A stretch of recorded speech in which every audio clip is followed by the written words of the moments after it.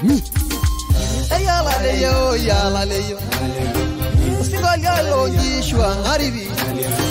Usingolia le merende yoribo. Awena ndara nebondo lebera. Ligo rara jo yengur maudai. Narabari ngalo lese lewalai. Ndawani nanaga manori. The Maasai tribe, found in East Africa, specifically in Kenya and Tanzania. The Maasai are a Nilotic semi-nomadic ethnic group that has stuck to its old traditions and failed to bow down to Western modernization. The Maasai are known for their distinctive way of dressing. They are known for very beautiful jewelry and also great culture.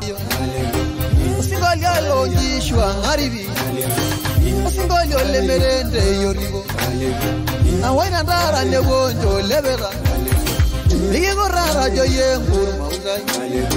Narabari ngalo lese lewalai. Ndawani nanaga manori. Ula sabara ngorio na lenjore. Ngoria roro rario le musolo. Ngorori shese ya. Their origin. They are believed to have migrated from northwestern Kenya, specifically around Lake Turkana, and they started their migration journey in the 15th century.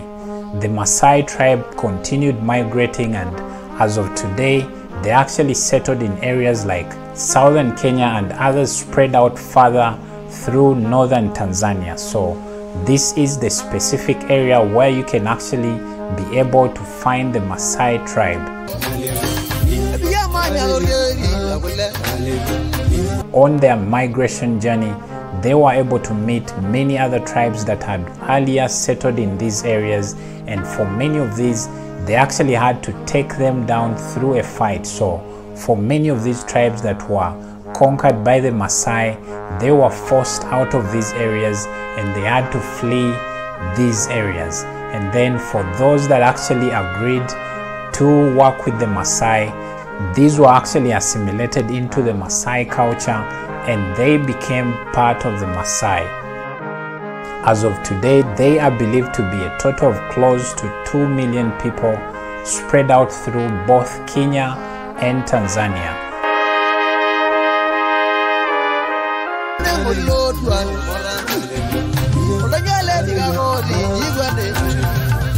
Let's look at the Maasai culture. In the Maasai culture, men, especially the old men, these run everything around the society. It is them that actually determine how everything should be done in society. So in case of anything that has to be done in society, it is the men to actually decide whether society should be ruled in a certain way or in some other kind of way. So it is the men that have absolute powers over the women and the children in society. And then also cattle is something they treasure so much in the Maasai culture. When someone has cattle, they actually taken as someone very big in society. So cattle can be used to do things such as maybe dowry. If they are paying for, let's say, a daughter's dowry, they use cattle to actually settle this. And then in case there are any disagreements, maybe in a family or in society, it is still cattle that can be used to settle these disagreements. So this is basically how the Maasai society is governed. Looking at the food for the Maasai people, they heavily rely on cattle products.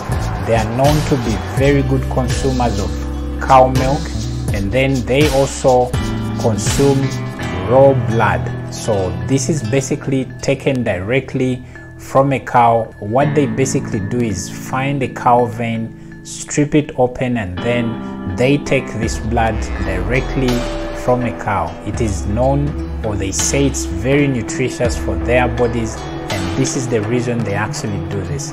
But they also heavily rely on the meat from these very cows. So generally the Maasai heavily depend on cattle products.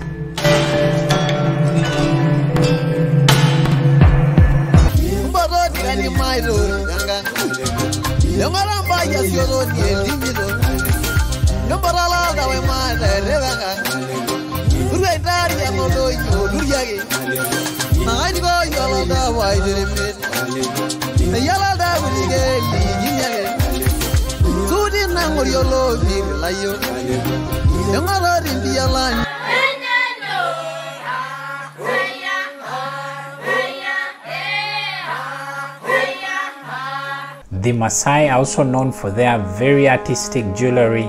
I'm sure if you've been to Tanzania and Kenya as a tourist, you could have seen these very artistic jewelry pieces that the Maasai people sell within their communities.